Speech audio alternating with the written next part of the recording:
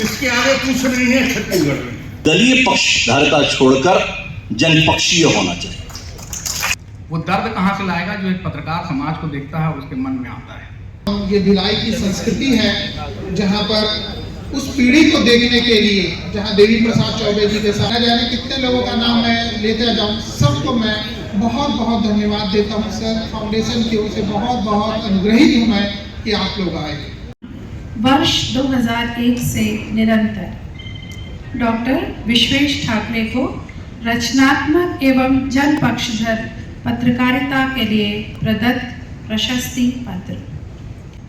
Doctor Vishwesh Thackeray देश के सुपरिचित पत्रकार और कवि हैं। डॉक्टर विश्वेश ठाकरे हिंदी पत्रकारिता की उस परंपरा के पोषक हैं जो राजनीति को गंभीर अर्थों में ग्रहण करती है, जो सामाजिक सरोकारों के पक्ष में रचनात्मक हस्तक्षेप करती है।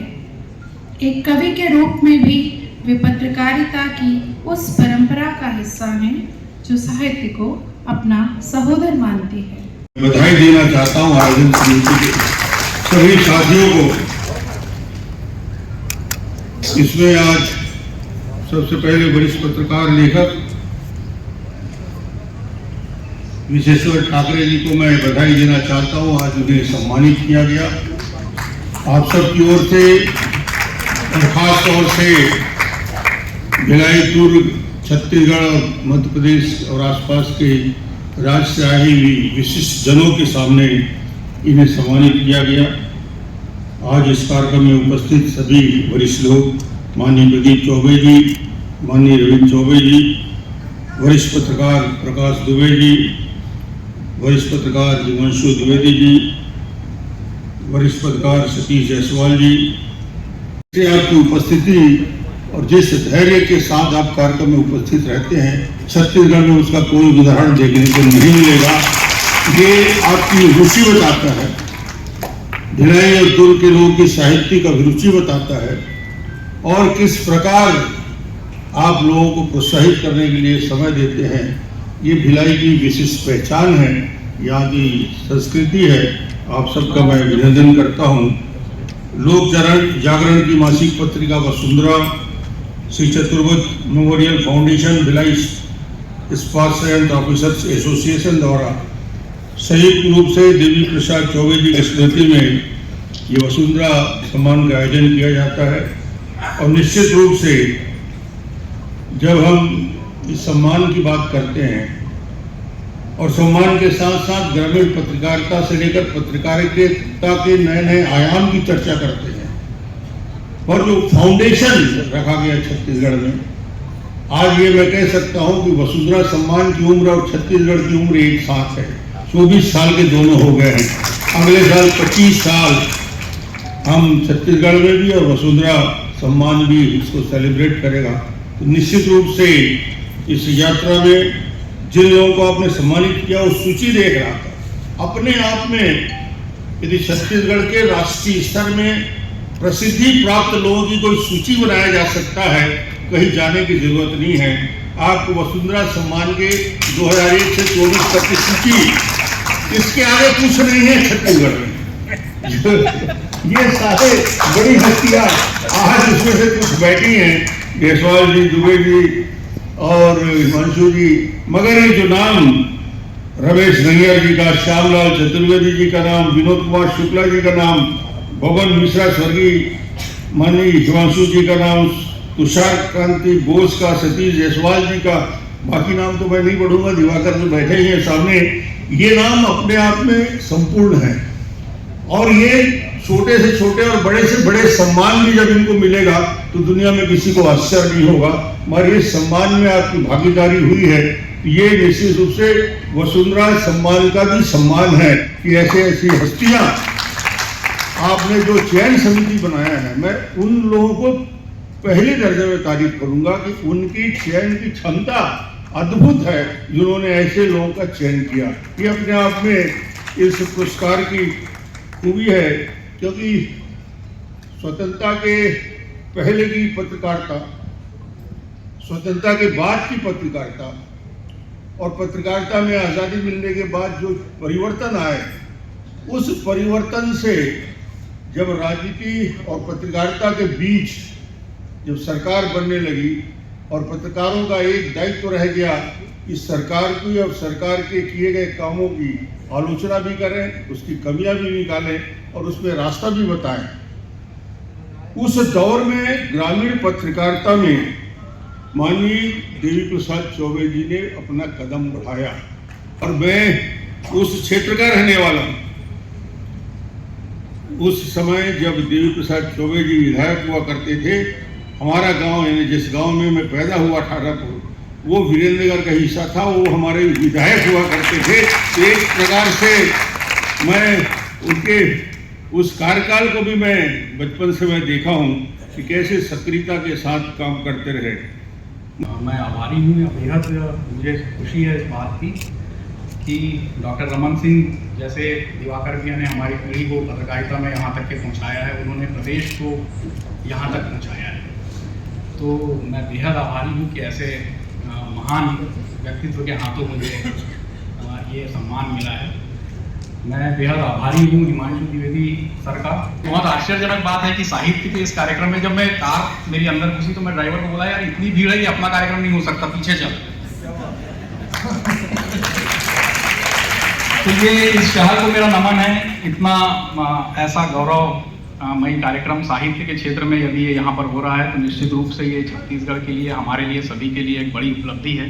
तो एक बार आप लोगों के लिए जोरदार तालियां जो इतनी देर से यहाँ पर हुए हैं, मेरे आज हिस्से आई हैं, मैं इसके लिए बेहद शुक्रगुजार हूँ। एक बात मैं पत्रकार का छात्र होने, पत्रकारिता का छात्र होने के नाते ये कहना चाहता हूँ कि जितने भी पत्रकार मित्र मेरे सामने खड़े हैं, मेरी पीढ़ी के लोग हैं, कि बार बार हमारे सामने ये डर है, पत्रकारिता के सामने ये डर है कि पत्रकारिता खत्म होने वाली है या पत्रकार नहीं रहने वाले हैं। मैं ये दावे के साथ कह सकता हूँ कि ना तो पत्रकार खत्म होगा ना पत्रकारिता खत्म होगी। इसका रीज़न क्या है? लोग ये कहते हैं कि डिजिटल आ गया है, एआई आ गया है, रोबोट आ गए हैं, मशीन लर्निंग आ गई है, इससे पत्रकारिता को बड़ा नुकसान होगा। आप फीड कर दोगे चीज़ें, हिमांशु जी जैसा लिखते हैं उनकी खूब सारी कॉपियाँ डाल दोगे और वो आप उसको कोड दोगे, हिंट दोगे कि मुझे इस कार्यक्रम का हिमांशु सर के शब्दों में वर्णन चाहिए, वो दे देगा। वो संवेदना कहाँ से लाएगा? वो भावनाएं कहाँ से लाएगा जो एक पत्रकार के मन में होती है? वो दर्द कहाँ से लाएगा जो एक पत्रकार समाज को देखता है और उसके मन में आता है? तो ना तो पत्रकारिता खत्म होने वाली है, ना पत्रकार खत्म होने वाले हैं, बल्कि ये उत्तरोत्तर बढ़ने वाली है। हिमांशु सर तो इसको देखा ही है, मैंने भी देखा है कि जब हम लोगों ने जर्नलिज्म शुरू किया तो हमारी हैसियत क्या थी, हमारा जो है रुतबा क्या था, हमारा पैसा क्या था। हम जर्नलिज्म के पैसे से घर नहीं चला सकते थे। आज से मैं 30 साल पहले की बात कर रहा हूँ, लेकिन आज करोड़ों रुपए महीने की सैलरी है पत्रकारों की। तो ये खत्म होने का तो कहीं से कोई अंदेशा नहीं दिखता है इसमें। जब तक के ऐसे आयोजन होते रहेंगे और मेरी जैसी जब तक के नई पीढ़ी को यहाँ पर इस तरीके से नवाजा जाता रहेगा, मुझे नहीं लगता कि पत्रकारिता कभी कोई संकट भी आने वाला है। खत्म होना तो दूर की बात है। मैं बेहद आभारी हूँ, बेहद धन्यवाद, बेहद शुक्रगुजार, अभिभूत हूँ, मेरे पास शब्द नहीं है, कृतज्ञ हूँ। हमारा अपना स्वतंत्र राज्य है, पत्रकारिता का विश्वविद्यालय भी हमारे यहाँ होना चाहिए। एक सुगुगाहट एक पत्रकार होने के नाते मेरे कानों तक पहुंच चुकी थी कि भोपाल के माखनलाल चतुर्वेदी विश्वविद्यालय को की शाखा छत्तीसगढ़ में स्थापित की जानी है, और सुगबुगाहट को ध्यान में रखते हुए मैंने आपसे निवेदन किया था कि हमारा अपना विश्वविद्यालय होना चाहिए। महीना मुझे बहुत अच्छे से याद है, सितंबर महीने की बात है। आपने नोटबुक पे कुछ लिखा था और उसके बाद आपने अपने उद्बोधन में मुझे जवाब दिया था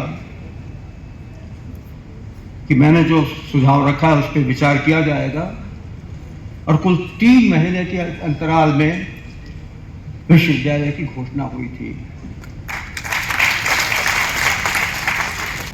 जरूरत इस बात की है कि आपको दलीय पक्षधारिता छोड़कर जनपक्षीय होना चाहिए।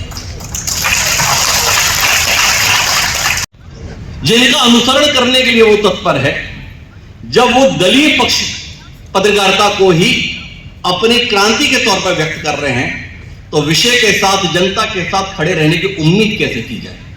यह आज की पत्रकारिता की सबसे बड़ी चुनौती है। आज जिस प्रकार के अनुभव प्रकाश जी बता रहे थे, उस समय जब राजनेताओं से पत्रकार बात करता था तो राजनेता पत्रकार से बात करते हुए अपने आप को बौद्धिक रूप से समृद्ध करने की कोशिश करता। राजनेता किसी विषय पर, नतीजे पर पहुंचने के लिए उस पत्रकार के माध्यम से अपनी जानकारियों के विस्तार को बढ़ाते थे। उनकी कोशिश रहती थी कि क्या कुछ जनता के बीच में इसको अखबार से हम नहीं समझ पा रहे या चैनल से नहीं समझ पा रहे, इस पत्रकार के माध्यम से समझें। और पत्रकार भी उस राजनेता के माध्यम से चीजों को समझने की कोशिश करता था।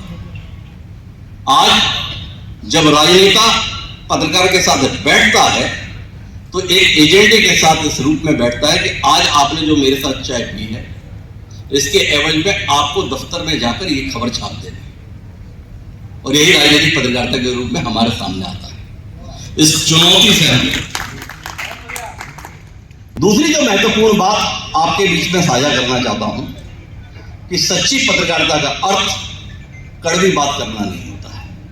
आप कड़वी बात करेंगे, कड़वे लहजे में बात करेंगे तो ही आप सही बात कर रहे हैं, ये जरूरी नहीं। आपका लहजा वजनदार नहीं होना चाहिए, आपकी बात में वजन होना चाहिए। आज जो जितनी जोर से चीखेगा, लगता है कि वो उतना सत्य के साथ खड़ा है। कबीरदास जी बोले, कागा कौन को धन हरे, कोयल का को दे, मधुर बोल बोल के जग अपना कर लो। कौआ किसी का धन नहीं हरता है और कोयल किसी को अपना धन नहीं दे देती है, पर कुल मिलाकर कोयल मधुर बोल बोलती है और पूरे जग को अपने वश में कर लेती है। तो अगर पत्रकार भी कड़वा बोलने के स्थान पर सही बोलना शुरू करे, सही लिखना शुरू करे, तो समाज उसके प्रति वैसा ही संवेदनशील हो जाए जैसा वो झूठ कोयल के साथ। मुझे लगता है कि आज के दौर में जो जरूरत है वो पाठक और पत्रकार इन दोनों के ही आत्मावलोकन का समय है। दिक्कत यह है कि पत्रकार पाठकों को या दर्शकों को दोषी ठहरा दे रहा है और दर्शक और पाठक पत्रकार को दोषी ठहरा दे रहे हैं। बीच में इस संयम की जरूरत हमारे बीच में है और कुछ नहीं कर सकते। तो इसी सबक के साथ आपने मुझे सुना, इसके लिए हृदय से आभार। बहुत बहुत धन्यवाद।